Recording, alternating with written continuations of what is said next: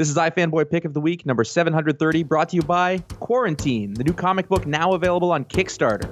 And iFanboy listeners just like you who are washing their hands. Hello, welcome to iFanboy Pick of the Week, episode 730, exclamation point. I'm Josh Flanagan, and this is my co-host, Conor Kilpatrick, period. I did a double take when I saw 730, even though each week it's a new number that goes up. When we hit a new plateau, I go, whoa, even now after 15 years. I always liken it to, like, would this get a special issue? Would this get, like, 32 pages instead of 24? No. No. But 5 issues ago, 725 might have. 750 definitely. In the old days, yeah, for sure. Yeah. Not this one. Well, we would have also, if we did it the way comics did, we'd be on episode 8. Right, that's true. So let's go. We are iFanboy and normally read our comic books and talk about them and have fun. But as we know, nothing is normal right now, including the comics industry. So we're just we're making it up as we go along. There's a pick. We have been talking about comics, not even tangentially, just not in the same way that we have in the past. And we've also been talking about G.I. Joe, you may be aware, and we will be doing that later. It's fun. For the foreseeable future. It's a lot of fun. You got to find your fun. That's the thing. Oh, yeah. There's a crushing reality out there. So I have a whiskey, and we're finding our fun.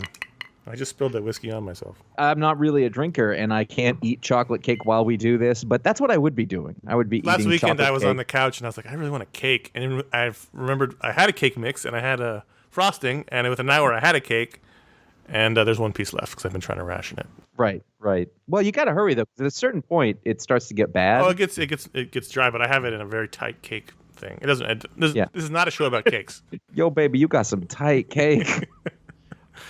There will be spoilers about cake. And also, if I just offer you a challenge, because I suspect there are people out there like this who thought, I don't care about G.I. Joe. I didn't watch it. Yeah. I say just give one of these a run, even if you don't know. Just give it a shot. Connor, you had the pick, and now what that means is you say, how about this random book?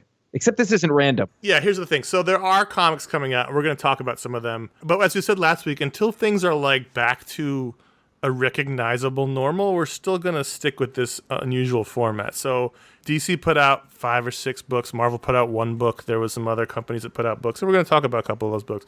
And Marvel announced this week they're going to put out some digital books in a couple of weeks. So by the end of May, we're going to get more of a semblance of a normal situation. But we're still not there yet.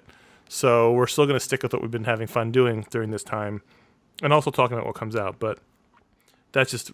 people ask, why didn't you pick one of the regular books? Because things are not normal yet. Yeah, and, the offering, not the strongest. And I don't think it will be. Not a strong offering. And also, we had talked, Josh and I, about what kind of books. Normally, we don't really plan out what we're going to talk about for Pick of the Week. It usually happens that week. But after last week, I was like, do you want to do New Frontier? Because we haven't really talked about it in a serious way in a long time. And so nothing was going to beat that this week. So, well, I said to you, well, we make sure if I read it, I can't read the other books after it because I would hate them. The pick of the week is DC, The New Frontier. It's volume 1. It's not the whole thing. It's volume 1, which is the first 3 issues, which came out in 2004. The issues came out in 2004, and then the first trade came out in 2004. If you have the trade, that means that you are reading through chapter 7. Right, so the point where the Martian Manhunter realizes that the danger is out there when he has to freak out when he opens the book. That's the point where this will stop. So story night by Darwin Cook, colors by Dave Stewart, letters by Jared K. Fletcher. I was reading this today, finishing it this morning, and I don't think I've read this all the way through in a long time. I have the digital copy on my iPad. I read it in the Absolute Edition, which is really the best way to read this book because of the art. I have 2 copies of the Absolute Edition. I have a hardcover of the Deluxe Edition, which is the same thing you get on Comixology. I have the Deluxe Edition on the Comixology. And so I'm always constantly referring to it. I have Darwin Cook art on my walls. I have Darwin Cook New Frontier toys in my bedroom. New Frontier is constantly around me, physically. Mm-hmm. And I'm constantly pulling the book out and looking at it, but I haven't sat down and actually read it in a long time. And so what was great was that a lot of this, I remember the high points, I remember the scenes I really liked, I remember the sequences I really liked, but there's stuff in there that I totally had forgotten about. So in a way, it was almost reading it again for the first time, and my gosh, my golly, as Martian Manhunter would say, what a book. Yeah, I think I read it, I want to say shortly after Darwin passed away, but it might have been before that. But it wasn't so long ago, but long enough that I don't, remember the details, but as I went through, I mean, that gosh golly thing is definitely the case. I remember getting to the end of the first chapter in this and just going, that might be the finest single issue of a comic book I've ever read. It's important to note that at the time this came out, it was before the podcast. It was the year before we started the podcast. Podcasts weren't a thing yet. And I went back and looked, and I think I was the only one who read it initially. You were. I read the first issue. I had no idea what it was, and I didn't get it, and I wasn't. One of my problems as a human is that I will issue something very quickly. But one of my strengths is that usually if something is really great, it will come back to me. All the wonderful things of it. Scalped? You things scalped after the first issue? You came back to it later? Radiohead, the Beatles, many books, like if I'm not ready for something, I'm not ready. But when it comes around, like I'm like, oh, that's my thing, and I will get it. And it was, or Jack Kirby, like when I'm not ready, I'm not ready. And then when I am, I hate that young me is stupid, but it's not like I didn't get to it eventually. I just wanted to point out issues 4 and 6 were picks of the week. Okay. It was a long time ago. I don't know. The written kind? Yeah, the written kind before the show. I don't know if I just didn't have it on the weeks where they came out or what, or I didn't, who knows? Because, there's a lot of things that have to fall in place for a book to get pick of the week, but 2 of the 6 got pick of the week back then. I mean, it was something that we recognized as quality at the time. At least I did as reading. I'm pretty sure Ron wasn't reading at the time. Anyway, this is just preamble to set up sort of where we are with New Frontier, because we talk about it all the time. Obviously, we're huge fans of Darwin Cook, and we became friends with him through doing this. But this is his masterpiece, even though he's done lots of great things over the years. And reading it again, poring over the pages in the Absolute Edition, I was just constantly sending Josh screen captures. Look at this. Oh, my God, this panel. Oh, my God, this panel. Oh, my God, this panel. I'm flipping through it right now. And like when you take like a bite of something that's really good, imagine like perfectly prepared pork belly and it hits your tongue and it melts a little and you just go, oh, and your body sort of just loses its rigidity for a second. Mm-hmm. I've just done that 4 times. I'm not exaggerating, just flipping through it. Like you key it to a panel or a page. There's a bit where Wally is like reclining on a beach, drinking a juice or something. And then there's the page where Superman goes into the hut in Vietnam or Cambodia and Wonder Woman is like arms up in the air. There's Ted Knight victorious, at the, and this is just the beginning. Ted Grant. Yeah, Wildcat. There's Ted Knight. Yeah, that's wrong. Then there's like a shot of Lois sitting like in front of a bunch of army soldiers and tanks that are coming down a hill, and Jimmy's there with the helmet covered his face. Like, oh. Well, one of the reasons I want to talk about this book, besides the fact that it's terrific, is that we're better at this thing now than we have talked about in the past. And so I don't think I ever really noticed the structure of it before, in that he does it in mostly 3 panel strips each page, where it's 3 almost widescreen panels. He came from animation from doing this. Tony Harris style. Yeah, and then whenever there's a big moment, he punctuates it with a full page splash. The guy jumping into the dinosaur, or Wonder Woman standing up with her arms up, or with the first time Hal sees what Ferris is really doing, or Ted Grant's victory over Muhammad Ali.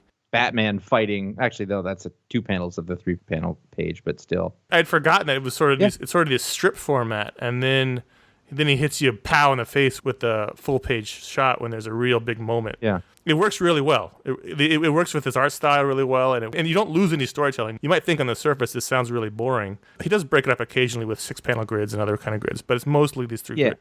You might think it's boring, but his art is so served by the space and the room in each panel. And he's a master at telling a story within a panel that he doesn't need 8 panels per page to tell a beautiful story. He doesn't need it. In fact, it's better this way because he's not confined. He's not constrained by it. Yeah. At one point, we were talking to him, I think it was on one of the shows, and it was around the time that he was doing Parker. Mm-hmm. And basically he said something along the lines of, I've developed a style which lets me make sure I get through things quickly and, well, and, don't get behind on his deadlines. Basically, he was saying, like he's learned to be efficient. Mm-hmm. I know what that looks like because I know what Parker looks like, and I know that his style did change. If you look at the Jonah Hex issues that he did later, and it is simpler than what is in New Frontier. Oh, this is like a epic. He didn't overdo it at all, but clearly there's a watch what I can do thing going on here. The composition of everything is interesting. There's no skimping and shortcuts. And I don't mean to say that his later work looks bad or too simplistic. It doesn't. But I can spot shortcuts. And they're not necessarily bad. They're stylistic. It makes it look good. It fits. But there's just more going on here. And, I've said this for quite a while, certainly over the last, I want to say 10 years. This is my favorite superhero story. Mm-hmm. just full stop. It's not, I've always said Preacher's my favorite comic or whatever, and it is. But as far as superhero stories, I can't think of another one that I like more than this. So if you haven't read it, and many people haven't, and I would urge you and encourage you and implore you to do so. It was free digitally like a week or two ago. I don't know if it still is, like on DC Digital. This is a nice companion piece to our last pick of the week, which was the JSA, the Golden Age. So that story ends with the transition from the Golden Age to the Silver Age. And with this story, it sort of starts at that point. It's not a sequel, but it starts at that same sort of point where the Justice Society has retired due to the HUAC committees, and there's a need for new heroes to rise. It's almost like the first 3 issues of their preamble, because the main character, Hal Jordan, doesn't even get his ring yet. He doesn't even have his ring till the 4th issue. And we only really find out about the villain at the end of this issue. So really what we're doing in these 3 issues is setting the stage of the world of the DC universe. We're starting in the 40s with the war, the end of the World War II, and we're going to the late 50s by the end of this 3rd issue. So we're seeing the losers, which is almost the whole first issue, the losers on Dinosaur Island. At first it seems like a non sequitur story, but this will tie in later to the villain of the story. So we're seeing how the war transitions out. The people in World War II, Flag is there, and he's an important character. And then we go to the Korean War with Hal Jordan and Lois Lane, who's a war correspondent with Jimmy Olsen, and Hal Jordan is a pacifist pilot who has to end up killing a Korean soldier because it's one or the other. And then we meet John Jones, who arrives on Earth, and these are all very true to the comic book stories. Yeah. John Jones arriving on Earth and becoming John Jones the detective because he's stranded, he can't return, so he's got to assimilate into the culture. Superman and Wonder Woman, which is probably the biggest sort of change. And this was an Elseworld story at the time. This is now a Black Label story, so it's not exactly continuity. Superman and Wonder Woman are tools of the state. They're fighting the war in Vietnam for the U.S., and that's a great sequence. And then you're meeting Barry Allen, The Flash, and you're meeting all these characters. Batman shows up. You're just sort of really setting the stage for what's to come as he really starts to dig into the world and flesh out these characters, and Hal Jordan, the Suicide Squad, and Flag, and then John Henry, who's basically a new character. There's just a lot of world building in these 3 issues, and it's just so enveloping. It's just terrific. Yeah, I think the first time I read it when I was, much younger, although I was 27, I didn't really know most of this stuff, the Golden Age, the Silver Age stuff that had said at the beginning of it. I wasn't familiar with the losers, the challengers, the unknown, the Suicide Squad. A lot of that stuff had just gone past me, and it's a lot of peripheral stuff. You don't really get a lot of the meat and potatoes heroes until the second half of the book. And I didn't know to appreciate that then, and I certainly do now. Another thing that I didn't know, even the last time that I read this, I hadn't read The Right Stuff. Mm-hmm. And now that I have read The Right Stuff, it's very apparent that Darwin had, and that he liked it very much. There's stuff in here that is like straight up quotes from stuff that the Mercury 7 had said, and there's a little thing in here where Hal thought he was on his way to being part of the Mercury 7, and Colonel Flag's just like, oh no, you're not even, they're already chosen, no, not you. Which is sort of because he is a weirdo pacifist, and they think that he might be a little bit communist, little pink. There's a great bit where King Faraday shows up at the beginning. I still don't know who that is, but I know he's from this story, and I didn't have a context for that character before. But I do now, because I know a heck of a lot more history, and I know a heck of a lot more what's going on. And I was like, that's one of the greatest speeches in a comic book. Actually, there's a section in there where basically King Faraday explains everything to Hal Jordan. And It is the most dialogue-packed exposition in anything ever. And if it had not been written really well, it would have been bad. But at one point, just like Hal is in a capsule that they drop, and he says he's just spamming a can. Now, that was something that the Mercury 7 astronauts said all the time, because they were annoyed that they didn't get to actually pilot. Yeah, they had no control over the vehicle. Right. And the weird testing that Hal goes through at the beginning, where he's just like, there's just been months of them doing these. That's what happened to Mercury 7, and they hated it. They didn't know what the hell was going on. They thought they were pilots, and they weren't. And this is a lot of what's going on there. This story ends up different for Hal. There's a lot of that. And Chuck Yeager at the beginning. Oh, great scene. Hal says something about wanting to be at the top of the pyramid, and that is a running theme through The Right Stuff, and how pilots were always climbing up the ziggurat of the period to try to get to be the best pilot as possible, and they had a very specific personality type, and you see that that's what Hal Jordan is, except for that one thing that he won't kill anybody. And I think that is super interesting, and it lets that guy be a superhero. The first issue can be challenging if you don't realize what you're looking at, because the first issue is mostly Dinosaur Island. So if you get this book called DC: The New Frontier, and you're expecting Superman, Batman, Wonder Woman, and you're getting the losers fighting dinosaurs on Dinosaur Island for the most part, and then a Watchmen-esque contextual magazine from the time talking about the death of the Hourman. It's like, what did I just read? Totally, you know? and I wasn't in a position to really get that, but the last couple of times I read it, you know, that last bit where he jumps into the mouth of the beast, what an incredible segment. That was my desktop, you know, on like my iPad for years. Yeah, I still put it back every once in a while. Man, that is some comic booking. You know, it's a series of vignettes as we build the worlds. And so looking back on it, you know, the Superman Wonder Woman sequence in the Vietnam is terrific. The stuff with Lois Lane when she meets Hal Jordan in Korea is terrific. The Flash story that's my favorite. First, and that's like, wow, that's you know, it's sort of cliche, but the story in Vegas in which a lot of the luminaries in the DC universe are there to watch Ted Grant fight Muhammad Ali, and there's a sneaky little Alan Scott cameo. And then Captain Cold shows up to, you know, wreak havoc, and so that Barry runs to Iris's rescue because Iris is also there with Bruce Wayne and Selena Kyle and Oliver Queen. They're all there for the fight, and they're all in 60s suits, and it's all very glamorous and rat packy. And then you have great Flash story, and it ends with this great image of snow in Vegas, and it's just this wonderful swinging 60s-esque sequence where it just makes you feel like DC, and it's not the 60s, it's the late 50s, but it's that same era. Yeah. It makes you feel like DC should always take place in this time. Yeah, but not everybody could do it. Right, and that's the problem. You know what I mean? Like, that's the problem. Well, also, this is actually probably a really good time. We are over the moon here about what Darwin has done here.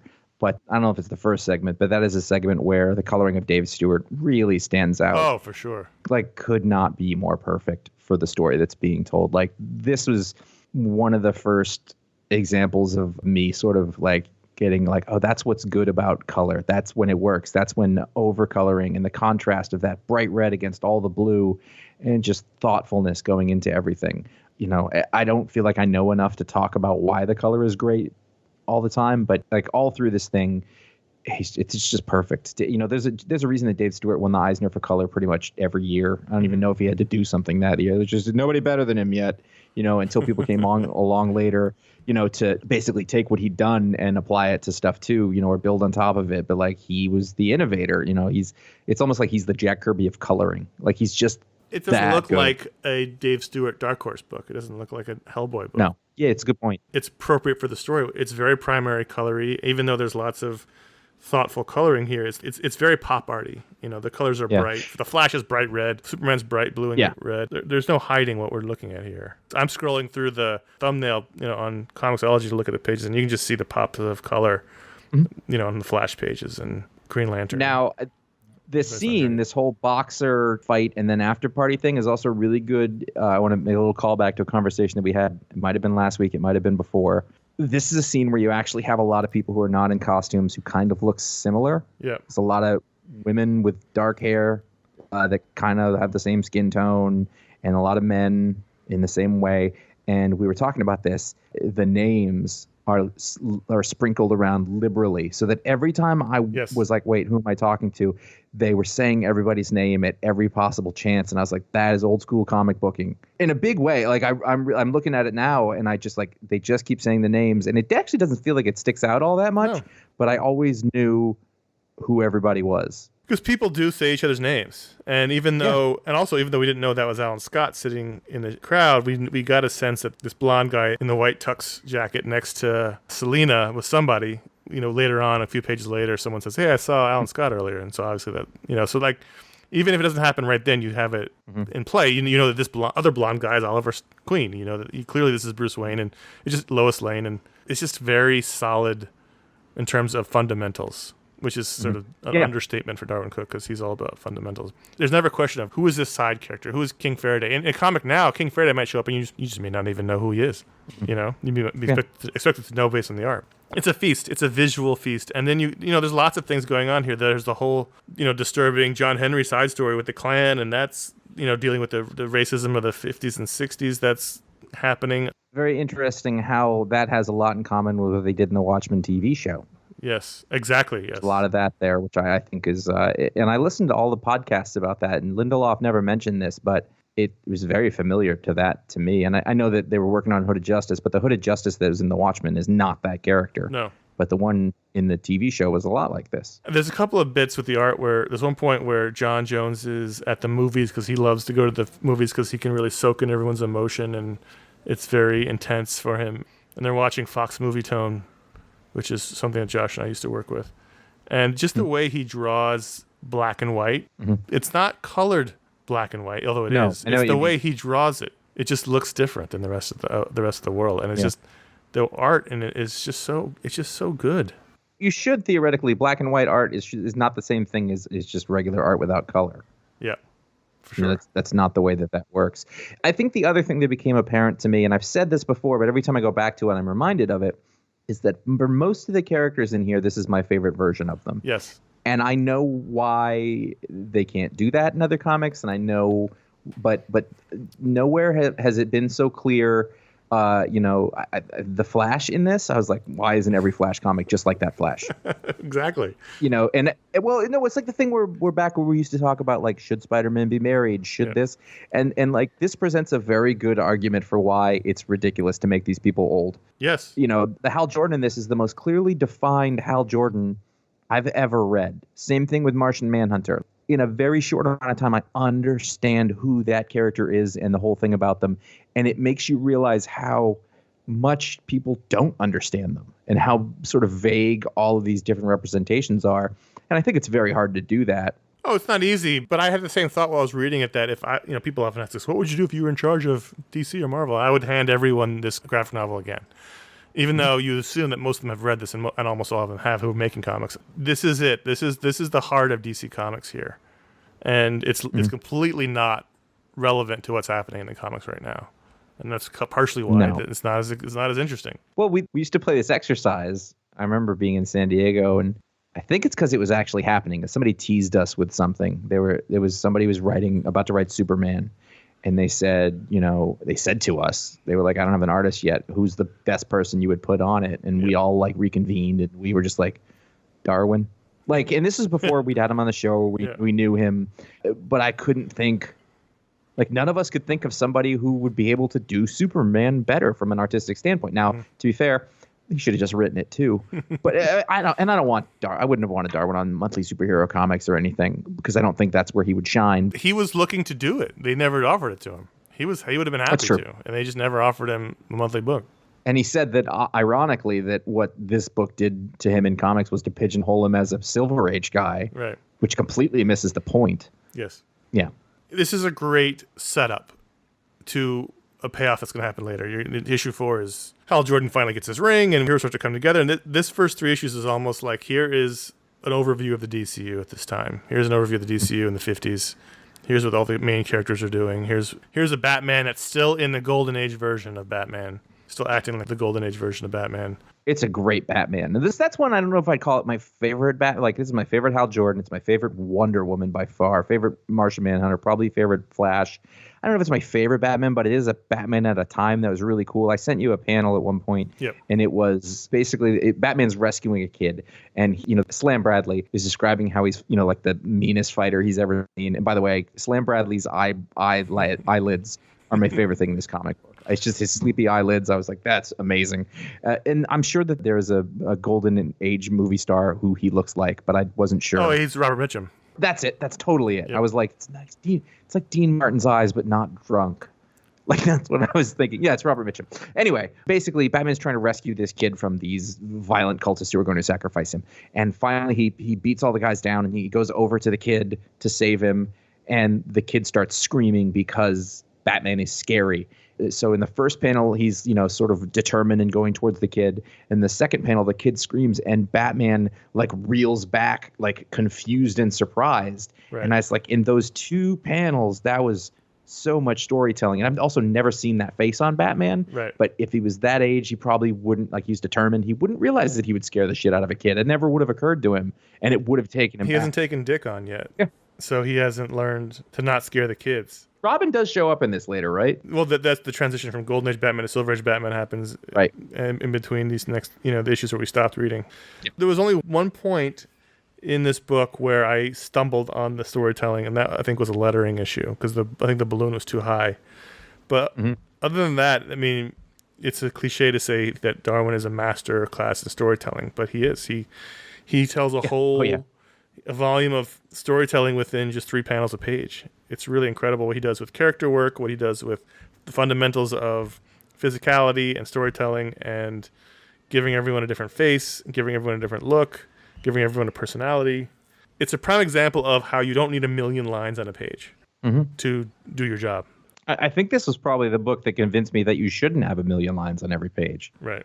You know, like I was always leaning towards sort of cartoony stuff at a certain point. But when I really got this, I thought that's the perfect, because it doesn't lose anything. Usually there's a trade-off. Right. You know, and we like when I was younger, much younger, I would have said, you know, like, man, like the guys that draw more photorealistic and there's all that stuff, you know, but that doesn't actually convey emotion to me as well now. I don't like it as much because it feels, I don't know, too real. Whereas this, it's so much easier for the cartoony guys, not easier, but they can just tell you the story instead of worrying about making sure that, you know, this looks completely real. But Darwin treads that line perfectly. Like, there's nothing looks wrong. The anatomy, the perspective, the build, like it's all right, but it's just not laborious. It seems effortless. And the world's full. He does full backgrounds when they're called for, but also doesn't when they're not called for. He really just it's whatever the story needs at the moment. As an artist who came from animation, he wasn't sort of tied into those comic book tropes. You know, he wasn't someone who only had drawn comics and so, you know, sort of recycles comic tropes over and over and over again. It was like it was a fresh perspective on all this stuff, which was nice. Also, if I might go way into nerd bit, I'm not sure that he's drawing all of the sound effects on the board, but it looks like it. And aside from that, there's a lot of lettering in this. In the background, the Ferris, you know, like signs, the signs in the background of Gotham City. The posters have sort of, I'm looking at like the periodic table of elements that he drew behind Barry in his office. And then, you know, like the writing on there and the signage, you know, as the Flash runs by. Like I said, this is full-on illustration. Yes. You know, like and it's all of the things that I don't know what people are still taught now. And I'm not saying it used to be this way or that, but it used to be. I am saying it apparently. I feel like if modern comic book artists are taught that stuff, they don't use it in the work all that often anymore. You know, a lot of these guys, when they would sort of learn how to be illustrators, they would learn how to draw, they would learn how to illustrate letters. They would that was all part of that. It was all part of the illustrative process, which is not. Yeah, and now, you know, everything's pretty segmented, so any letters that go in that comic book are done by a letterer in his computer. You just don't see that on the board lettering, all that. I don't even just mean the balloons, but like everything is sort of digitally added in later, and it's a real lost art. And that's why, you know, I know that I used to be able to appreciate Chris Ware. You know, but then one day I went to a museum and I saw Chris Ware pages and I just thought, oh, these are all giant. They're yes, they're giant, but B, like every letter and Darwin illustrated this too with the Spirit miniseries that he did. Yes. Where the title pages were always stylized letters and things like that. But it really does. It's a fuller illustrator sort of profile. And again, you know, this was a prestige project. He got to be in control of it, work on it. But I don't know anybody who does this anymore. It's incredible. It was a joy to reread in the giant format and just pour over it. And I mean, should we spoil that next week we're doing part 2? I mean, I should hope. I mean, I would be angry at us if we did. We'll return next week for the part 2. We'll talk more about the story because it really sort of kicks off the next part. Yeah, the next part's definitely more plot heavy, and I think we'll get a little less philosophical on things, but maybe not. Maybe we'll get more. So that was the pick of the week, and I apologize for the other comics that came out this week. Connor sent me his list, and he's like, "Are you any other comics you want to talk about?" And I was like, "No, I've read several others, but it's funny because like we're not going to talk about Swamp Thing, but I read Swamp Thing this week, and I was like, oh yeah, he was totally right last week. It was exactly what you said it was last week. I didn't read it, so good to know. So I read the three. You were right. The 3 main DC books came out. The first one was the Green Lantern Season 2, number 3 from Grant Morrison, Liam Sharp, Tom Orzechowski. Did you read this? I did. What has happened to this book? I'm trying to remember if I liked it or not. Remember how good it was when it first came out? And then it was like the first half of the first season was really, really good. To the point where I bought Ron for Christmas the collection of the first 6 issues. Because the first 6 issues were incredible. And then once the Dark Black Stars thing happened. Black Stars or Dark Stars? Dark Stars. Once that happened. Black Stars? Black Stars. I don't know. I feel like the book completely lost its way when that happened. It's never returned.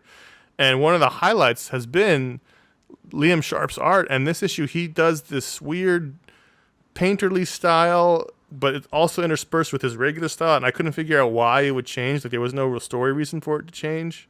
I went back to the beginning. I was like, wait, who's drawing this? And I was like, oh, it's Liam Sharp. It's really interesting that he can do this other style. I would like him to stop, though.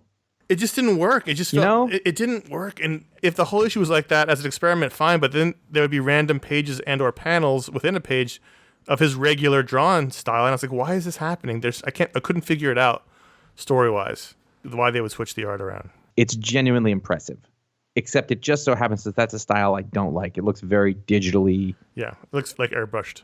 Yeah, and I just like the line work that he does so much. Look at page 6 in your digital reader, right? So the top panel where Hal's visiting his buddy in the hospital after he's crashed his experimental jet.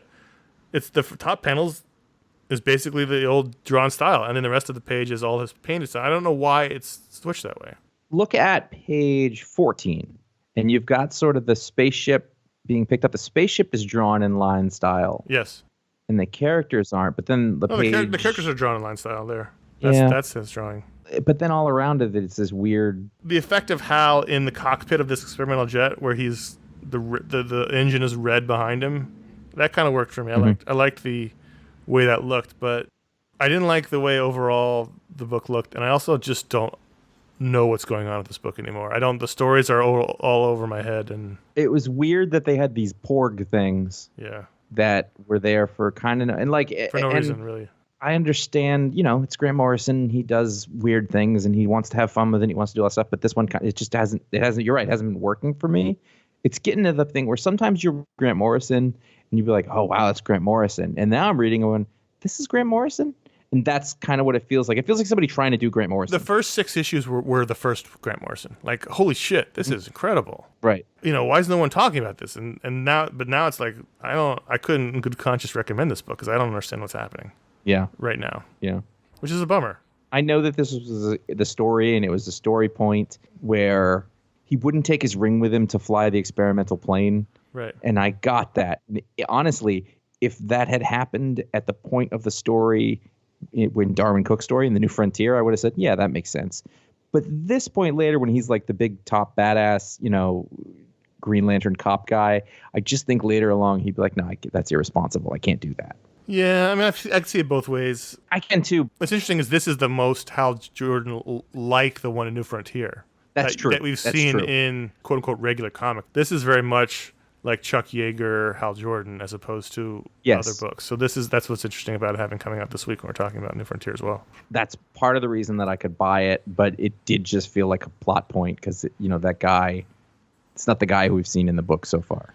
It's an excuse to have him when they crash. He doesn't have a way out. But like, it's been happening throughout the whole series. This one where he hasn't been wearing his ring while he's been flying. You're right. At certain points, like, well, what are you trying to prove? That's here? Just stupid. Yeah. Yeah. But we were just talking about the right stuff, guys. That fits in with that. But it's like the thing where it made more sense for a lot of the guys to crash their planes than eject. Yeah. But actually, that was mathematical based. I could go on anyway. But yeah, you're right. Like it was a thing that I really looked forward to, and then it became a thing that I was hesitant about, and now it makes me wonder, am I missing something? Right. And I don't like that. Hawkman 23, Robert Venditti still writing, Marcio Takara and Fernando Pasarin are trading off art duties with Jeremy Cox on colors and Rob Lee on letters. And I actually really like this. It's funny because I joked, because we'd already picked New Frontier before the comics came out, and I was like, well, I guess if Hawkman's really good, I'll feel bad. But Hawkman turned out to be really fun, although a little too close to home as we've continued to journey through time and space in Hawkman's past. Here we're in Seville, Spain in 1650, where Hawkman is dealing with the plague. And I was like, no, can't do that right now. Too close to home.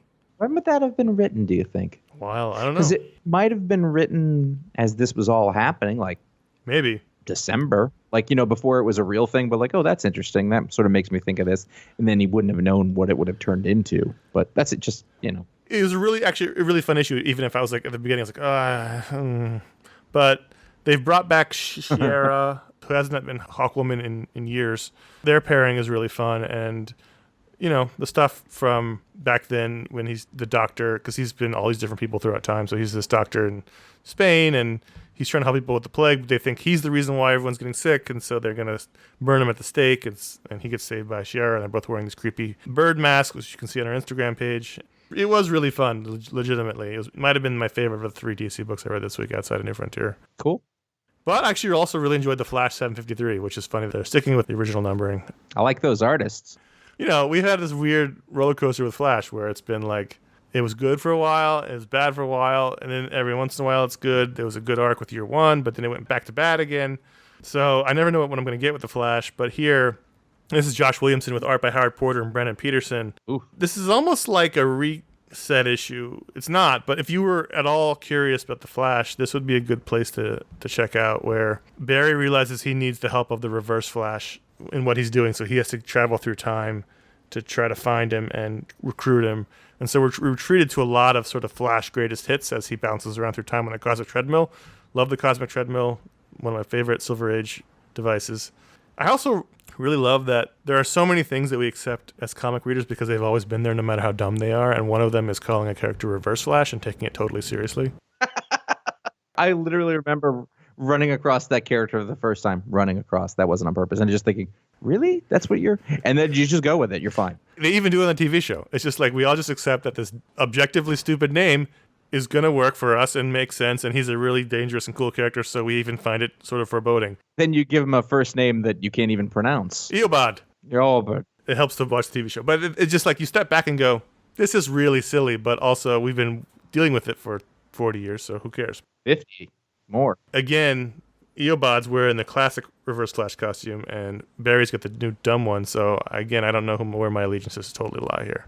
This is like an overview issue. We see Flashpoint, we see stuff from his mom, we see the future with the Flash Museum, and he bounces around time. We get a Flash overview, and then at the end, he convinces Eobard he's got to help him. If you're at all curious, this would be a good issue actually to jump onto.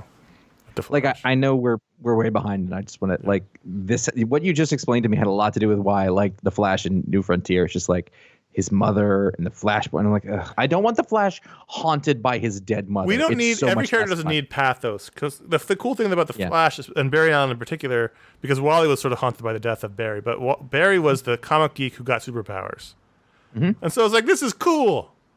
Yep. Even in New Frontier, you see him reading an old Flash comic. Yep. He was the readership surrogate who got powers, and isn't this awesome to be hanging out with Superman? Yep. Every character's Batman now, and everyone's haunted, and et cetera, et cetera. So let's not even get into it. This is a bad comparison for some of these characters. This episode is brought to you by Quarantine, not the one you're living, but Quarantine, the 40-page crazy sci-fi one-shot comic with each page drawn by a different incredible artist and written by Frank at Home on the Farm writer and iFanboy patron Jordan Thomas, and featuring a cover by Darick Robertson, who I love, co-creator and artist on The Boys, Transmetropolitan, and Happy. There's some amazing artists working on the book, including former Hellblazer artist Gary Erskine, 2000 AD artist Shaky Kane, Emma Kubert, Clara Meath, Craig Paton, and Gustaffo Vargas. The story focuses on the Loon family, whose apartment building is sent for quarantine in an alternate universe without reason.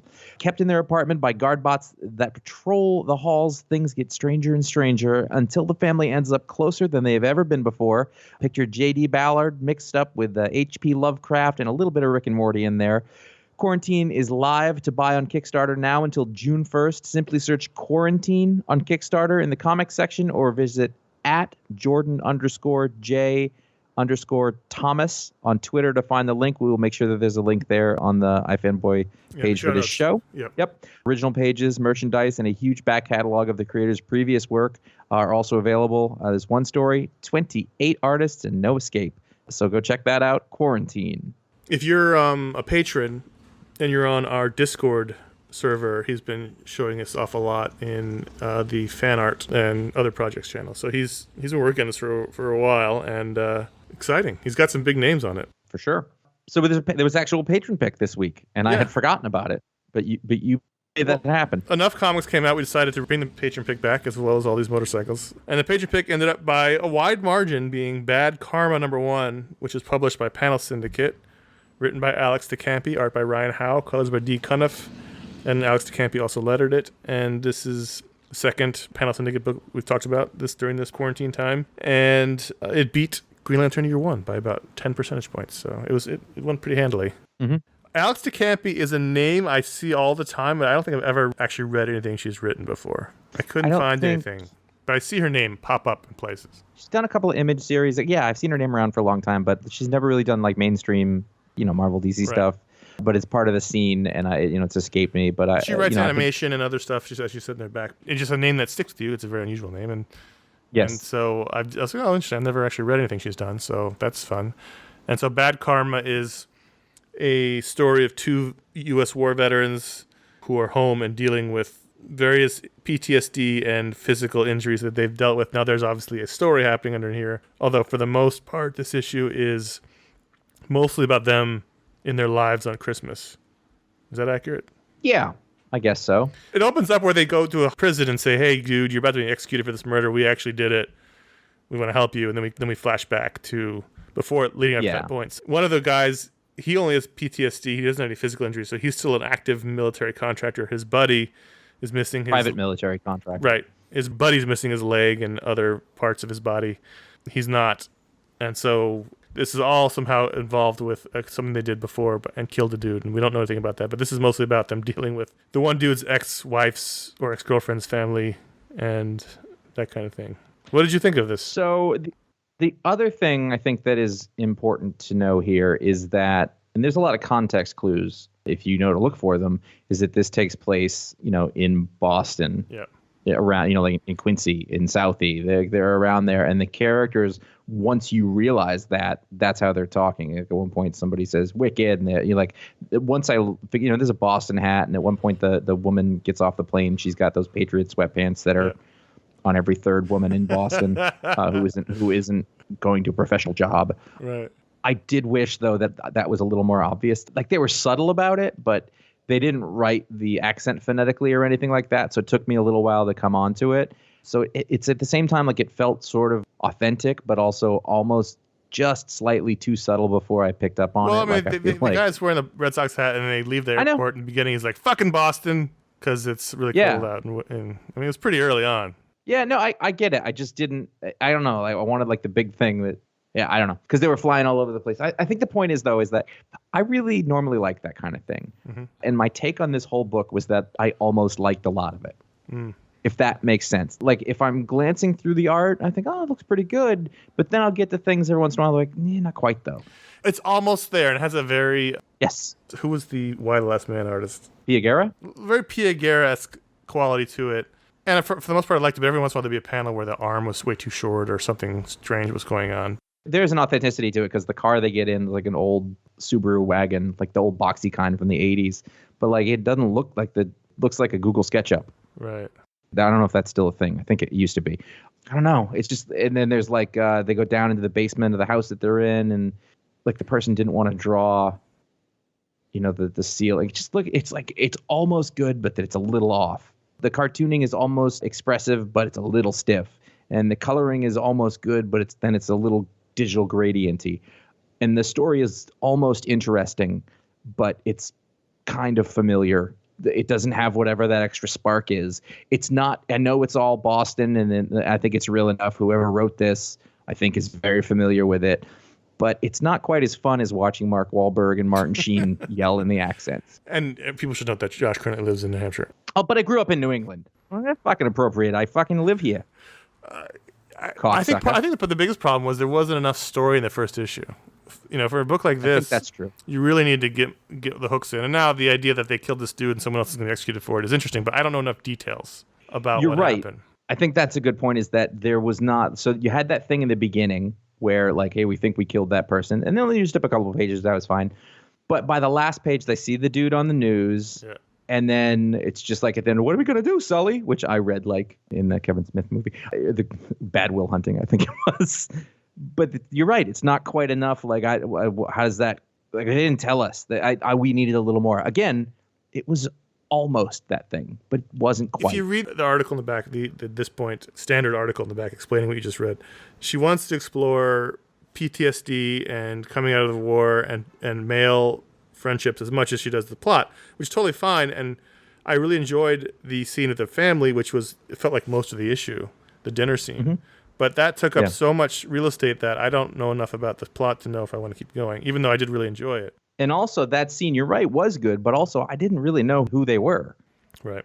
So like I hadn't spent enough time with any of the characters individually. When you put them all together, I don't know the context of what those conversations are. And then finally, I am ragging on it, I guess, or whatever, but I know that like the idea was we want to explore PTSD in soldiers. And she said, like I've grown up around men, who are like this and whatever. And obviously you're in Boston, you're familiar with this. I'm so sick of the essay explaining what I just read. Yeah. If you didn't put it in the story, I don't want to hear about it. Put it in the trade if you must. But you shouldn't have to. In fact, you should not want to. But the story didn't come off that way to me. And partially because it felt at first like, especially given the first couple of pages, it felt like, Christ, what's the name of the book? The Steve Lieber, Nick Spencer book. The Fix. The Fix. That disappeared. That's never, what never it felt to return. like. It felt like a farcical, sort of buddy comedy kind of thing. And graphically, it's hard to switch from that over to what she's talking about thematically. And maybe they could get there eventually. But it wasn't front and center. Yeah, it's tough because it's a very admirable subject to want to explore. Yes, 100%. And I think there's some sequences that really work where the guy desperately wants a drink, but his kids come home and it's the struggle between wanting to go hug his kids and wanting to drink. And then even when he's hugging the kids, he's looking at the whiskey bottle. And there was a lot of really good stuff in here. There's truth and authenticity in here for sure. But I think it was all just missing a step. It wasn't tied together quite enough. The art didn't quite do the things that weren't clear. Like there were decisions that weren't made, I don't think, the right way. Yeah. It's tough. I don't think it was bad. No, it isn't. I was hoping to really be blown away and really want to read the next issue, and I didn't really have that when I got to the end of it. So let's do the ratings on it. Ratings. Out of 5 stars, I'm going to give it 3. 3. Sticking with it. I should love this. Yeah. I might read the next one because first issues are weird. Yeah. And maybe it'll sort of right itself because a lot of these things in here, this sounds like, and I was reading it and I was finding myself sort of being like, ugh, this isn't, and I thought, you always complain that everything has a supernatural element and it isn't, and this doesn't. This is straight up exactly what I've asked for, but it wasn't exactly what I wanted. I like that you have a conversation with yourself. I like that. All the time. I wish I could shut myself up. All right. So that's Bad Karma #1 from Panel Syndicate. You can go panelsyndicate.com. You can buy it at any price. That's what Panel Syndicate does. So if you want to pay 50 cents or 10 cents or $10. So let's talk about the patron powers. That's how we reward our $5 or higher patrons who are over at patreon.com/iFanboy. The ones who voted on the patron pick. Every patron gets a vote in the patron pick. But the patrons at the $5 higher level get their own superpower. So we're going to thank Greg Rhinehart. And Josh, do you recall those famous commercials from our childhood, our youth? Calgon, Take Me Away. I do. When Greg has a luxurious bubble bath, not necessarily using Calgon, but just any kind of luxurious bubble bath, he can then find himself whisked away to wherever his fantasy is currently in his head. I thought he would have to yell it like He-Man and say, I have the power, and Calgon, take me away! Well, he has to think or say that phrase, even if he's not using Calgon, but he will be taken away to wherever he is imagining he is not currently. Now, people may not want to leave their luxurious bubble bath, but maybe they want to be having that bubble bath in Bermuda or Bahama or Come On Pretty Mama. Anywhere there's not a virus happening. I don't know. I'm just trying to, There's the moon, the space. It's really hot here, and also I just want to be out of here. So that's what... The International Space Station. That's what Greg can do. He can take himself away. Okay. Mm-hmm. Every day Ryan Mount wakes up. Mm-hmm. He is greeted by the reanimated or once again alive personage of one celebrity who died prior to that. And that person follows him around all day, whether they get along or don't, if it's annoying or fascinating. This first day is like, I was with Montgomery Clift all day on Thursday. And then... So for 24 hours, he has a ghost celebrity buddy. Every day? Every day is a new one. They're corporeal. They're a real person. They're in his house. He wakes up. They're on the couch. Does he get repeats? No. I mean, I think there's enough. I think. He might not know all of them. Like, right. I was in gangster movies in the 30s. Silent film star. Yeah. Then one day it's like, Adam Yauch is here. Awesome. And then, he's hanging out with Jimi Hendrix one day. So he thought he'd like him more. Lennon was a prick. Yeah, I guess there's probably enough between music and TV and movies. And Yeah. artists, what have you. Can anyone else see them or just him? No, they can see him. But I'm going to put this on it. They don't really like know who the people are. You know, like it's just like a person sitting. You wouldn't see. That doesn't make any sense, because if it's John Lennon, people would recognize John Lennon. I know, but I don't want the thing to be that they just walk around getting mobbed in public and freaked out because some guy looks like... They have to be ghosts then. Well, maybe they would think that they're just like an impersonator. That's it. That's the thing. So people either don't recognize them or think they're impersonating. Maybe what he did was he spun this into a business where he then hires them out for parties. Exactly. He doesn't know he's got any day, though. Like, he's got a book, Edward G. Robinson today. It's not an easy business. Who needs Edward G. Robinson today at a car wash opening? I mean, like, that's, listen, Ryan spends a lot of time at his desk with his hands on his temples, just going, oh, God. Just waiting for the day Marilyn Monroe comes. Yep. All right. Well, thank you to Greg and Ryan for being $5 or higher patrons, and that's happening over at patreon.com/iFanboy, where we've hit our next stretch goal, which is the Media Explode show and the old video show uploads, which are happening rapidly. And our next stretch goal is the quarterly barbecue and email video show that we used to do, which we'll start doing again once we hit our next stretch goal. So go over to patreon.com/iFanboy, and that is where you'll find that, and we appreciate the support. Also, iFanboy.threadless.com, that's where you find our t-shirts. We call them t-shirts, but it's really our designs that can be put on any product they sell there. The iFanboy logo, her and Pick the Podcast, ratings if one is Electro, GDAT, Nothing Makes Something Matters. New design is Stay Home and Read Comics, which is taking the world by storm. It's rapidly becoming our #1 design, which is great because a portion of all the sales will go to Comic Book United Fund, which is the new fund that benefits comic stores directly. And as soon as this sort of settles down, we'll send them a check so you can help support stores, so you can sport a great message, which is stay home and read comics. I was wearing one on a Zoom call the other day, and someone was like, oh, that's a cool shirt. I gave them the URL. And beginning May 10th, all of our regular t-shirts in our store are $15. That's a bargain. It's a good bargain. This sale's a week long. It ends next weekend, May 17th, so check it out if you want some discounted t-shirts. iFanboy.com/support. That's where you can help us out directly via PayPal, which people have done in the past, and thank you. And iFanboy.com/Amazon. That's where you can find links for the book explodes. You can find there, and also a general link for shopping. And we thank everyone who does that, supporting the show. We realize that times are really hard for everybody. We're no exception, so any support you can throw away, we do appreciate that. So thank you very much. So let's move on with the show, and let's welcome Ron Richards to the show. Hey, guys. Hey, Ron's here. How you doing? And we're talking about G.I. Joe. We're in G.I. Joe Corner, G.I. Joe Real American Hero. And this is exciting because we're in the next volume, The Revenge of Cobra. This is part 1, In the Cobra's Pit, which aired a year later, September 10th, 1984. But the same team, Dan Thompson directing, Ron Friedman writing and producing from Marvel Productions. And this is much more the G.I. Joe you'll think of and remember. Wherever they were outsourcing the animation to, they leveled up. What really got me about this is that the new opening sequence in and of itself, so many more toys, could be the subject of a G.I. Joe Corner alone, not even the episode itself. Like, I had to watch the opening 2 or 3 times because it was just going so fast. I'm like, oh, there's Spirit, there's Cutter, there's, so it was great. Yeah. And they changed the opening song, which used to say Cobra and Destro, to Cobra the Enemy, which adds an extra syllable. Yes. Cobra the Enemy. Which, to be honest, is more accurate. Yes. Yeah. They're basically folding Destro into Cobra's org chart with that change. So that's fine. But at this point, if this is picking up from the last miniseries, Destro is in charge of Cobra, right? Cobra Commander was captured. I imagine they had meetings in the off season and someone was like, all right, we have to work out this Destro thing because by the end, it just didn't make sense. And they're like, yeah, well, we also had some problems with the science. Shut up. The Destro thing didn't make sense. None of the physics worked. That's not important. So here we have, even though it's a new dawn for G.I. Joe, a new year, a new song, a new open, it's a very similar story.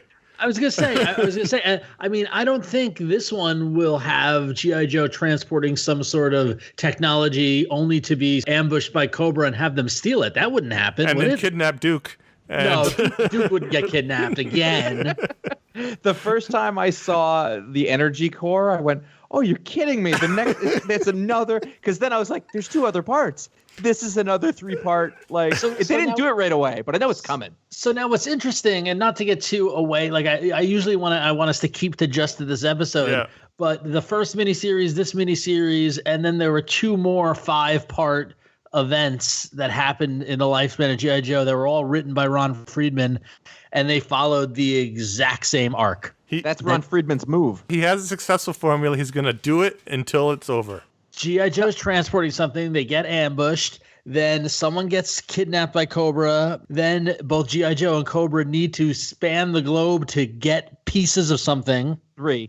Right. It's always 3. It's always 3 things. Rule and they threes. break up into teams. And it's like literally like Ron Friedman had he read one Joseph Campbell book and was like, yep, that's my story. I'm just going to do that. And that's also little things like Baroness being undercover as an administrative person happened again. Like it was all very much like, oh, this is very familiar. But we did get a lot of new faces and we did get a lot of new folks and we got a lot of vehicles. And in fact, actually, I did some research on this episode and that there is nearly close to somewhere like 36 or 37 individual G.I. Joe and Cobra people that pop up in this episode alone. And almost that many vehicles. If I can just say one thing in Roger Friedman's defense. Yeah. We're still talking about this. Oh, it works. Fair. It works. I'm not complaining. I'm just saying it's funny. Yeah. 37 years later, my guess is that first time around, he didn't put a lot into it. I don't know, we're doing something for the toys. Who gives a shit? This one, it was like, I was doing the same thing. There's put a shitload more toys in it. And when he did that, I was a happy little boy, and now I'm a happy middle-aged man. It's funny because if you get into the plot of it, it opens up G.I. Joe is on this desert road in Arizona or New Mexico somewhere transporting this energy core, which is not covered anyway, just on top of the truck. Well, listen, it's a dry heat, Connor. With so many vehicles and helicopters and ships. And Cobra basically takes them out with a bunch of gliders. Yeah. I noticed that, and I would like to point out a bunch of gliders and one trouble bubble. That's true. With a poorly drawn trouble bubble, and it brought me back to that looks like a terrible trouble bubble when I was 8. But I the first thing I noticed were the vehicles that have the skids and fly. Yeah. Yep. And I was like, oh, I remember that. I thought it was really cool, and I looked it up. It's called the Skyhawk. But I would also I would like to point out that that's not how that works. There's no way that works. But it looked cool. Also, it did look a little cramped for Duke. I was like, it's a little small for you, buddy. One of my favorite moments of this watching this. So I watched this episode while I was cooking dinner, and my wife was just kind of going back and forth, as you do, and that sort of thing. And at one point, she stopped and looked at the screen and said, "Is that a dog in the cockpit?" Yeah. And I was like, "Oh yeah, that's Mutt and Junkyard." And she's like, "The guy's name is Junkyard, and they named his dog Mutt." I go, "No, his name is Mutt. The dog's name is Junkyard." And then that only. What are you not getting about this? That was the setup for a joke that paid off about 5 minutes later, because later in the episode, Flint crashed in the Valley of Doom or whatever it is, and he's looking for his other Joes, and he's yelling out names, and he's like, "Mutt?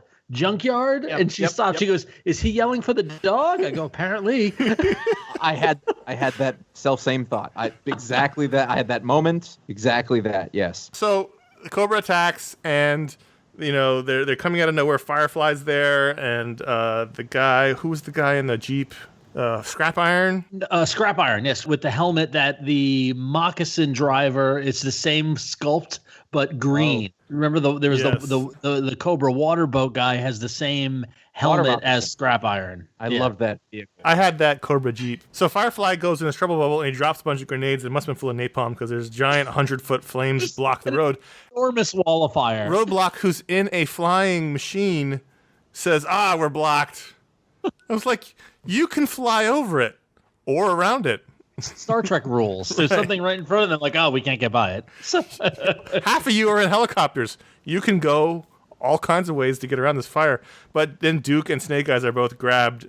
Snake Eyes in his new design, which looked way better in the comics.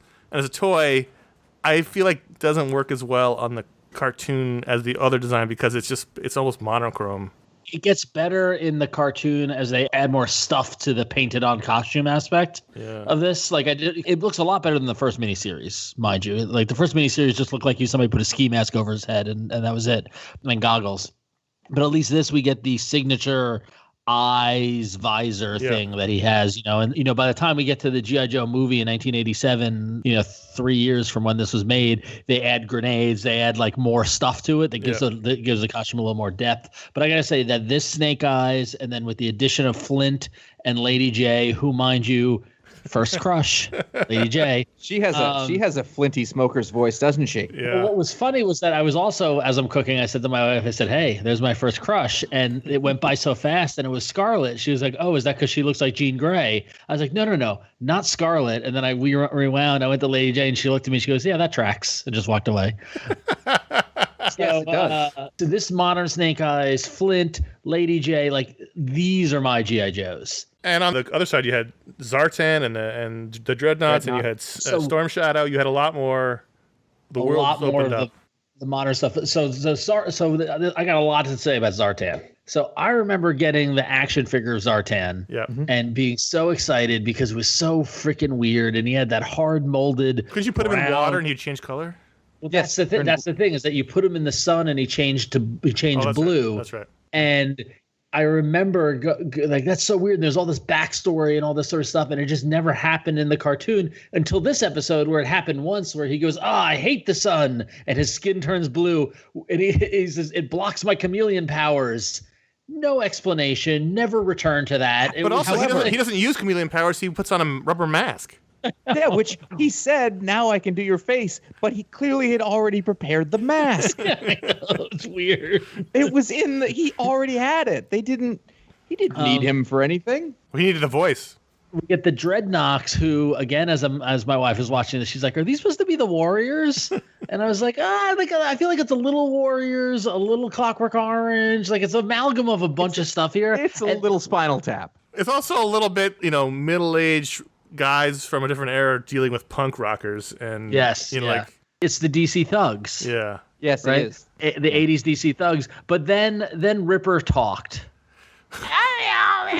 And I was like, oh, it's just Cobra Commander with a bad Australian accent. This brings me to the thing that I didn't know. This is because I was looking at that, he spoke and I thought, oh, that's just Chris Latta, who is also now referred to as Chris Collins. I don't know what the difference is there. It doesn't matter. Less ethnic. Great. What I did not know was that is also the same person who does the voice of Gung Ho. Interesting. Which I was blown away. He's got that much range, yet he can't do a new voice for Ripper? It was funny because after watching the first 5 episodes and then this episode, it's like, wow, they really got a lot of great vocal voiceover performances. There's a lot of there's different accents, there's different approaches and all this sort of stuff. And, and then it's just Cobra Commander doing a bad Australian accent. Well, I mean, Cobra Commander is Starscream exactly. There's no difference between it. Sure. I would say 50% of the Joes are apparently from Brooklyn in the 50s. So there's that, like different neighborhoods, but pretty much the same guys. So like they had some range, but so one of my other favorite moments talk about range is the commanding voice of Flint as the added member of the team. So when Duke gets captured and Flint just goes, "Well, I guess I'm in charge now." I knew you would love that moment. I noticed it too. Which is funny because Duke is Cyclops. So who is Flint? No, Flint is Cyclops. Duke is a jerk. I've never liked Duke. Wait, no, but if Flint is Cyclops, then who is Duke? Then you have to have Duke is Cyclops. Xavier. Duke is Xavier. No, Hawk is Xavier. Hawk is barely in it. Duke is Cyclops. Flint is someone else. The X-Men G.I. Joe connections really aren't there, guys. It's a stretch. I will say that if you ever question Flint being Cyclops, Flint's quote from this episode that we all remember is, "Remember, a cobra's a snake, and a snake is sneak spelled sideways." And that is Cyclops dialogue if I've ever heard it. I had to rewind that. I'm like, what did he just say? I'm like, oh, a snake is sneak spelled sideways. He's right. So Cobra Commander's captured while Duke and Snake Eyes are captured by Cobra. They take Cobra Commander to the base. At first, I'm wondering why Colonel Sharp's traveling through the swamp. I had that, but it looks like they've got their jail right there. Well, that's because the base is in the swamp. At first, I was like, why is he in the swamp? That seems... He had to go out and check the perimeter with the guys. With no security. That brings in Zartan and the Dreadnoks, who capture Colonel Sharp, put him in a tiger cage, stick him in the swamp, and they take over his identity. And they go and infiltrate the Joe base that's in the swamp with the help of Undercover Baroness, now in her dominatrix outfit, because she wasn't in that in the first. Finally. They bust out Cobra Commander, who I'd totally forgotten does wear the mask in this Yes. cartoon. So, there's two things, because I knew that was coming, because for some reason when I looked at the summary for the episode, it said featuring the appearance of, and I was like, oh, I didn't. But the better part for me was that happens later, but when he's escaping through the swamp on Zartan's bike and just screaming like a weenie. He gets a branch caught on his helmet and it starts to pull it off, and we see that it's not a face mask but a full dome. Yeah. And the helmet sits on top of the dome, right? Correct. Yeah. Hey, is that line on that little marking on his helmet, is that a shine or is that a stripe? I think it's a stripe. No, it's a shine. No, I think it's a shine. Yeah, I think it's not a stripe. Yeah. It's always the same. It's definition. It's not good animation. What I found, it's not good animation. I don't know how to explain it better than that. But what I also found fascinating from this was that while that's happening, Destro and Major Blood are plotting the use of the Weather Dominator, which is the new weapon that they have where Destro can control the weather. Destro's basically cleared out Cobra Commander's offices, moving his furniture in. That's basically what's happening. That's what I was saying, was that Destro laughs and goes, ha ha ha, everything's going according to plan. And I thought, I'm like, oh, they meant for Cobra Commander to get captured because something's going to happen. And then when Cobra Commander comes back to base, Destro is very surprised. Well, he's measuring for drapes. Yeah, for sure. Exactly. And then he chokes him with mutant vines. Well, I got he very still doesn't fire this guy. Well, what I also liked was that when Cobra Commander shows up and he goes, how did you survive? And there's a Crimson Guard there, which I didn't realize we got the Crimson Guard this early. You saw them very briefly in the attack. Yeah. Crimson Guard were awesome. This is where Cobra Commander reveals that Zartan and the Dreadnoughts are not actually Cobra employees. Rather, they are mercenaries that Cobra Commander keeps on retainer for just this sort of event. Contract. Yeah, exactly. And then he throws him a bag of gold coins that the Crimson Guard has brought him. And I was like, what currency is that? On a platter. They're Kronas. On a platter. Now, one thing that you're talking about the Crimson Guard showing up is, I remember this all progressing a lot slower when I was a kid. I remember when are these new guys going to show up? Now I'm like, we're 6 issues in and we've jumped years. And it's funny that you just said then the movie came out in 87. I was like, that was only 3 years? Yes. Yeah, it wasn't that long. That feels like my entire childhood. No, it was the time span. There were 35 characters in this episode. No. CoverGirl debuted her new suburban mom haircut. You had Barbecue. Was Barbecue in it? No, Barbecue's not in this. He's in the opening. This is the list of the Joes that are in this episode. All right. Wow. Yeah. You got Breaker, Clutch, CoverGirl, Duke, Flint, Green Shirts, Gung Ho, Lady J, Mutton Junkyard, Roadblock, Rock and Roll, Short Fuse, Scarlet, Snake Eyes, Sparks, Stalker, Thunder, Tripwire, and Wild Bill. Yes. Wait, is Green Shirts like red shirts, or is there a character called Green Shirts? No, they're like red shirts. Yeah, they're just regular green soldiers. Yeah. Just, I could see it going either way. Yeah, exactly. And now that is matched by Cobra, which including Zartan the Dreadnoks, Baroness Buzzer, Cobra Commander, Cobra Officer, Cobra Trooper, Crimson Guard, Destro, Firefly, Major Blood, Ripper, Scrap Iron, Storm Shadow, Torch, Viper Pilot, and Zartan. That's a lot of people in one episode. In 20 minutes.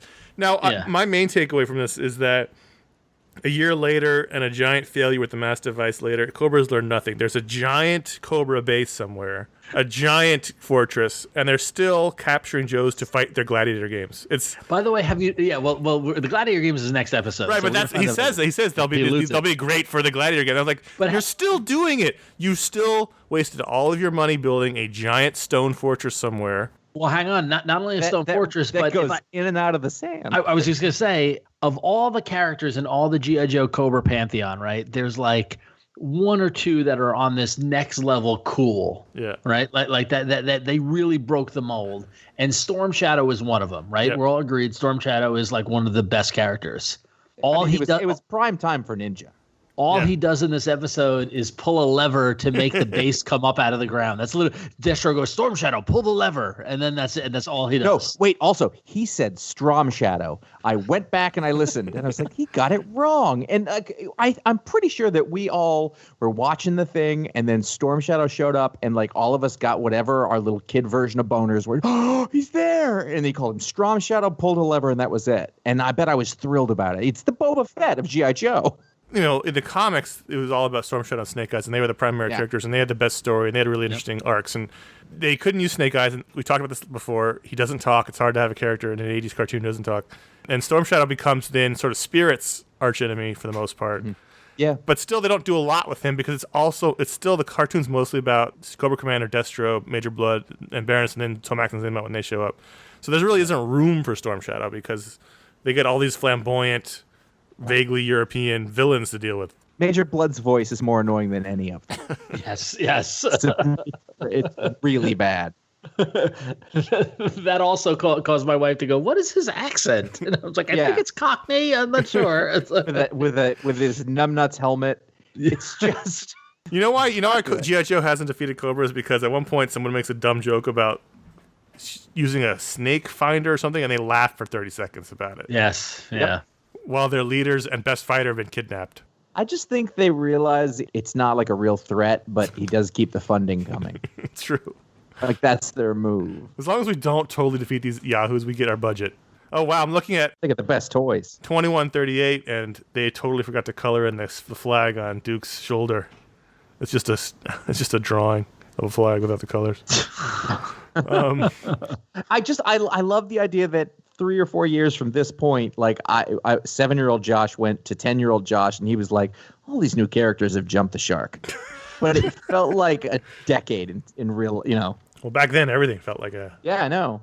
Well, and also this made me look into it too because this is pre-PSAs.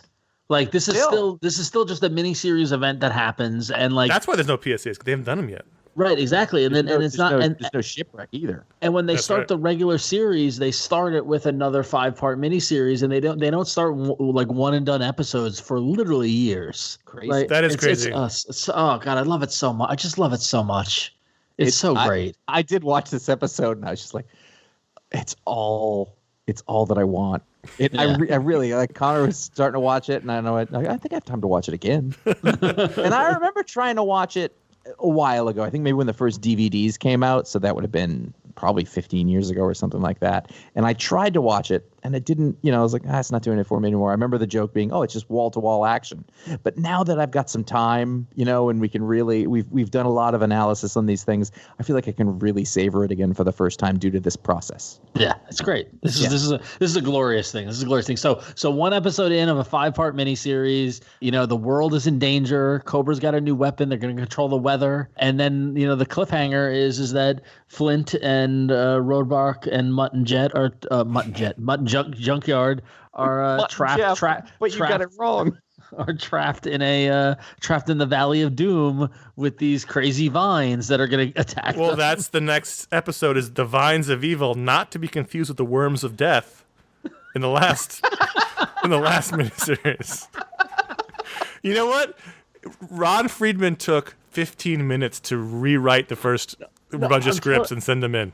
I'm telling you, he had a spreadsheet with just a bunch of blanks, like the something of something. Okay, great. What is that going to be? Okay, cool. Let's do it. Oh, man. So we'll be back next week with part 2 of The Revenge of Cobra. We're excited. I want to know what happens to Duke and Snake Eyes. Don't go too far ahead. You'll ruin it. I hope they don't have to fight each other. That's G.I. Joe Corner. We've gone long between this and New Frontier, so no emails. Contact at iFanboy.com if you want to write us an emails. We get some good ones. We'll try to do some soon, although there's a lot to talk about. Let's wrap this up quick. It's ironic that the shows are running longer when there's less comics coming out. Oh, totally. Like, it was like, we don't know what's going to happen during these quarantine shows or whatever. Twice as long. Oh, well, we basically replaced the 10-minute POW talk with a full Booksplode. So that's your extra 20 minutes. And then 20 to 30 minutes of G.I. Joe talk. And then we're still trying to do the other stuff. So what are you going to do? Talksplode. I talked to Kelly. We're trying to find a time that works. So I'll have a Kelly Thompson Talksplode for you in the near future. The Booksplode that is coming up is Jack Kirby's New Gods by Jack Kirby. Slow going. It's a long book. And it's very enjoyable, but it doesn't necessarily lend itself to sitting there for hours and hours at a time. But also, now that we're reading an extra trade per week, that is an issue. It's taking up my Booksplode reading time, so it's going to happen. Yes, it is. It's going to happen. And it's not like you're not getting enough long-form book content. Right. We've basically done 3 Booksplodes this month. True. Next week is our Patron Hangout, which we're going to open up to everyone again because we're still on lockdown. Saturday, May 16th at 6 p.m. Pacific, 9 p.m. Eastern. Everyone can come. We're going to revisit an old topic. That's your teaser. which will be fun. But before that is the Tiki Happy Hour, again open for everyone. Same day, 5 p.m. Pacific, 8 p.m. Eastern. That's when me and Gordon the intern and a bunch of other people will drink for an hour and chat with you in the chat room before we start the hangout. So if you're around, Saturday, May 16th, 5 p.m. through 7 p.m. Pacific, 8 p.m. through 10 p.m. Eastern, come hang out with us. It'll be fun. In the meantime, head over to fanboy.com. You can find all our podcasts. You can find out what the pick league is before the show comes up by liking facebook.com/iFanboy, following iFanboy on Twitter, or at iFanboy Comics on Instagram. Best of the Week in Panels returned this week because there was some comics. Individually, we are CS Kilpatrick on Instagram, J.A. Flanagan on Instagram and Twitter, although you're taking a Twitter break, and Ron XO on Twitter and Instagram, correct? That's me. Yep. Also, as we mentioned before, our YouTube page, youtube.com/iFanboy. That's where we're updating the old video shows from the stretch goal that we hit. We've got a lot of new ones up there, so if you want to see them, subscribe at youtube.com/iFanboy. You'll see all the old shows. They're pretty terrible in the beginning, if we're honest. They're be honest, they're not good. They're not good. They're not. If we're honest, they get better. They're our Ron Friedman era. They get better. There's seeds of things there that we like, but not good. Also, somebody commented, they were like, I remember the video quality being better. I was like, nope, not those early shows. I didn't realize that they weren't in HD for a while, or I'd forgotten. Yeah, it was pre-HD. It was pre. There was no HD. Yeah. No, totally. Do you remember? It was funny because I was remembering back to in 2007 when we started doing that, and the hours it would take to upload a 15-minute episode. It took 24 hours to upload it to Revision 3, and if your internet died at all, you had to start over. Yeah, it was crazy. It was really bad. You remember that? My wife was working on a project, and we could not figure out why the files kept coming out. She'd shot some stuff on tape. She couldn't figure out why the files were coming out in non-HD. And then I go, wait a minute. We didn't have HD when you shot this. And she was like, oh, that's why they're like this. And this was like 2 days. It's like looking at the show through gauze. Absolutely. But that's not our fault. No, but also we look better. All the lines are smoothed out. It's great. In our shorts. If you like this show, this version or whatever version of it is that we're doing, you can go leave a star rating or review over on Apple Podcasts. That's awesome. Or better yet, just if you talk about it on social, not even better yet, but also good, talk about it on social media. Let people know about it. Let us know that if you enjoyed shows, if you like what's going on. If you don't, not so much, but you could. It's fine. I can't stop you. Tell your friends about us. Do that kind of stuff. Thanks to everybody who does that. Thanks to everybody who's listening. We all hope that this is helping. People have told us that it's helping them get through. And I know that I'm listening to things that are helping me get through. And this, for us, is making this a lot easier. Just having this time to spend and listen to G.I. Joe and all that stuff. So thank you, everybody. At minimum, Josh just needs somebody to talk to. So my wife's only got so much in her. So thanks, Ron, for coming for G.I. Joe Corner. Thanks for listening, everyone. I'm Connor. I'm Josh. I'm Ron. I wasn't sure if I was supposed to go again. I forgot. I'm rusty. We're very confused. It's okay. I get it. It's fine. Wash